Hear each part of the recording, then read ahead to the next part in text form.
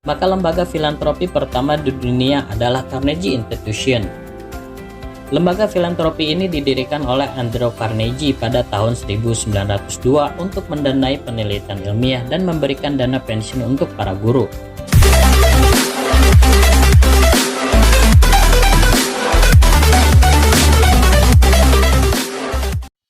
Halo kawan-kawan, Indonesia baru-baru ini dihebohkan oleh sebuah lembaga filantropi yang setiap tahunnya telah berhasil menggalang dana hampir sekitar setengah triliun. Berkat investigasi tim Tempo, diduga pendiri lembaga ini telah menyelewengkan dana lembaga untuk kepentingan pribadinya. Bukan hanya itu saja, lembaga ini diduga telah menyalurkan dananya kepada teroris. Terlepas dari kebenarannya atau tidak, kita tunggu saja hasilnya dari pihak yang berwenang. Jika memang terbukti benar, maka tidak harus ditutup, tapi benahi kepengurusan dan manajemennya saja. Namun apabila tidak terbukti, semoga lembaga ini bisa menjadi lembaga yang lebih baik lagi.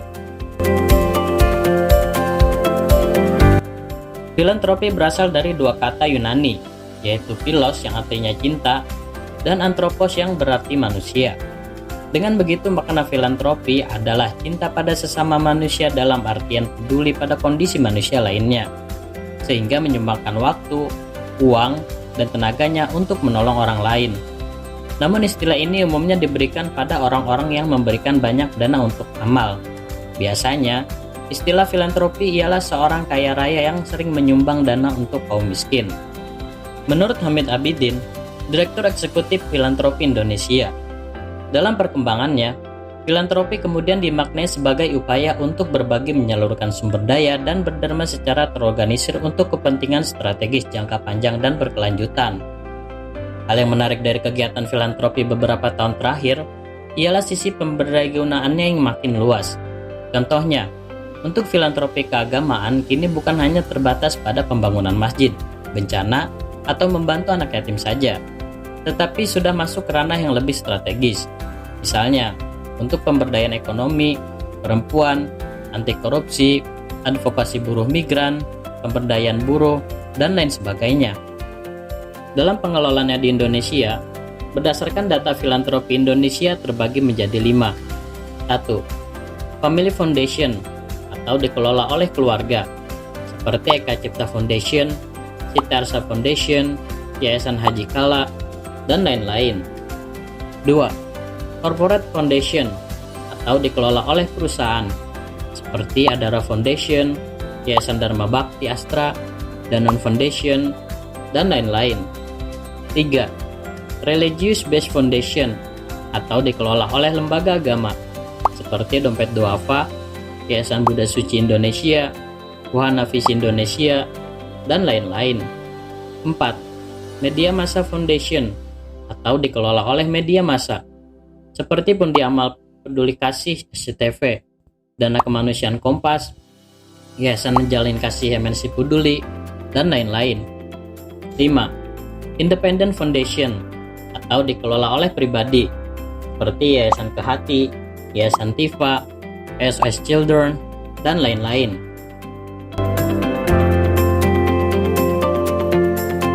Pada dasarnya, tradisi filantropi ini sudah ada sejak zaman kuno, seperti pada zaman Yunani dan Romawi kuno, di mana orang-orang menyumbangkan hartanya untuk membangun perpustakaan dan pendidikan.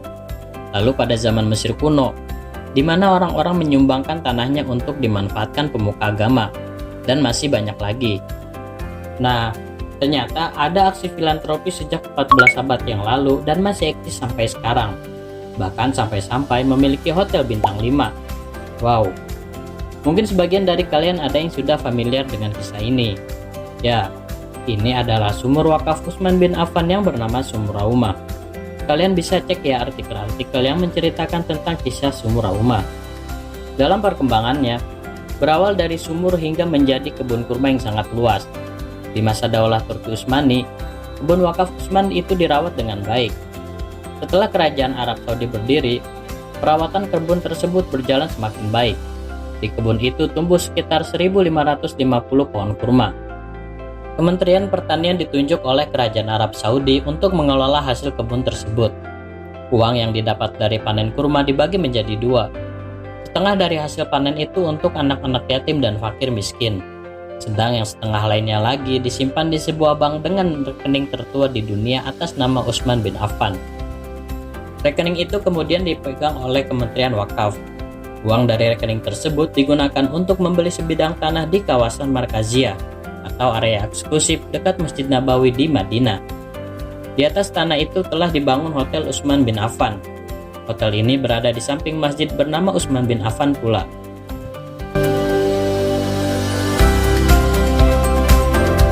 Jika sumur Utsman bin Affan adalah aksi filantropi tertua yang dikelola oleh lembaga pemerintah, maka lembaga filantropi pertama di dunia adalah Carnegie Institution. Lembaga filantropi ini didirikan oleh Andrew Carnegie pada tahun 1902 untuk mendanai penelitian ilmiah dan memberikan dana pensiun untuk para guru. Dilahirkan di Dunfermline, Skotlandia pada tahun 1835. Andrew Carnegie dan keluarganya berpindah dan menetap di Amerika Serikat sejak masih remaja. Mereka tinggal di Pennsylvania. Sekarang daerah itu termasuk bagian dari Pittsburgh. Setiba di Pennsylvania, ia memulai pekerjaan pertama sebagai seorang pesuruh di pabrik tekstil.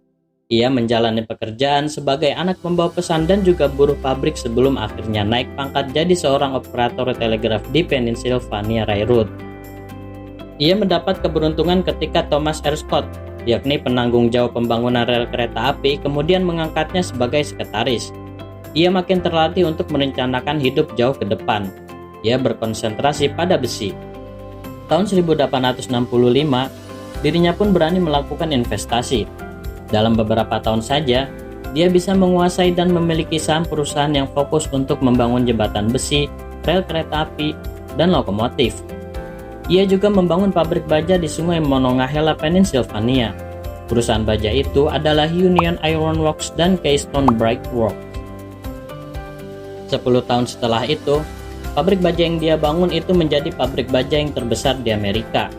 Dua perusahaan tersebut kemudian digabung menjadi United States Steel Corporation atau USS, yang nilai pasarnya lebih dari 1 miliar US dollar. Penggabungan ini dibantu oleh banker terkenal yakni JP Morgan. Saat itu, USS adalah perusahaan dengan nilai tertinggi sepanjang sejarah. Andrew Carnegie pun turut menjadi orang terkaya di dunia saat itu. Namun tidak lama kemudian, ia justru mengundurkan diri dan tidak lagi terlibat aktif di industri baja. Ia dedikasikan waktunya untuk melakukan kegiatan filantropi. Kemudian ia dikenal sebagai pionir kegiatan filantropi, tidak hanya di Amerika, tapi juga di seluruh dunia. Ia mempunyai prinsip Gospel of Wealth, yang berarti orang kaya wajib mengembalikan uang mereka kepada masyarakat. Maka tak heran ia telah menyumbangkan 90% harta kekayaannya untuk aktivitas filantropis. Bidang yang paling banyak ia sumbang adalah bidang pendidikan. Karena ketika muda ia sangat bersyukur dapat meningkatkan pengetahuannya dengan memanfaatkan perpustakaan pribadi milik Kolonel Anderson yang sengaja dibuka untuk para buruh remaja setiap akhir pekan. Oleh karenanya ia membangun hampir 3.000 perpustakaan di seluruh dunia.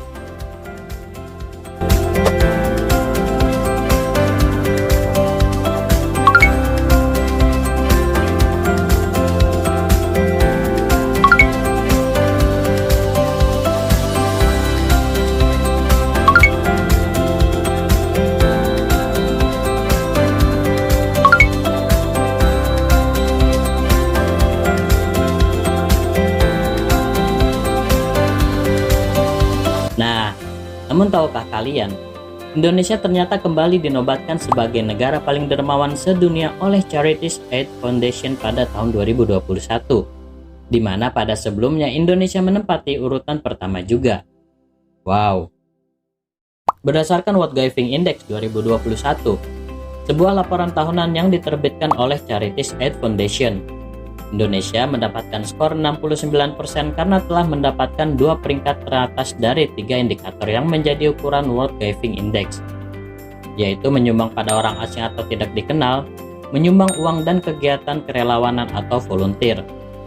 Hasil penelitian Charities Aid Foundation menunjukkan lebih dari 8 dari 10 orang di Indonesia menyumbangkan uang pada tahun ini. Sementara tingkat kerelawanan di Indonesia 3 kali lipat lebih besar dari rata-rata tingkat kerelawanan di dunia. Prestasi tersebut pantas didapat mengingat karena mayoritas orang di Indonesia beragama Islam, yang mana harus mengeluarkan zakat setiap tahunnya. Ditambah juga karena budaya orang Indonesia yang suka bergotong royong. Sekian penjelasan singkat tentang lembaga filantropi pertama di dunia. Jika kamu terinspirasi oleh kisah ini, maka ambillah bagian dari tradisi filantropi ini dari hal sekecil apapun yang kamu bisa berikan, tanpa harus menunggu kamu menjadi kaya. Dan jangan lupa like, share, and subscribe channel ini, supaya tidak ketinggalan video-video selanjutnya. Goodbye!